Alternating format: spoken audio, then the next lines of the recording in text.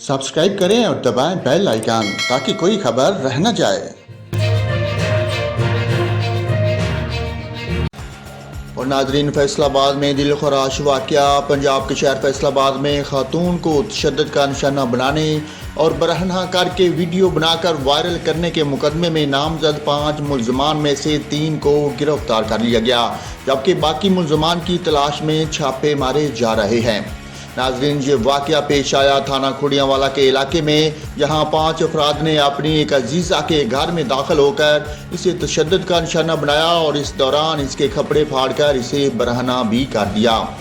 मुलजमान इस दौरान शर्मनाक वाक़ये की वीडियोज़ भी बनाते रहे, जो बाद वायरल कर दी। वीडियो सामने आने पर CPO खालिद हमदानी के हुक्म पर वाक़या का मुकदमा दर्ज कर लिया गया और मुलजमान की गिरफ्तारी के लिए छापे भी मारे गए। इस दौरान वाक़या में मुलव्वस 3 मुलजमान साजिद, उस्मान और फाद को गिरफ्तार कर लिया गया, जबकि खातून समेत 2 मजीद मुलजमान की तलाश जारी है।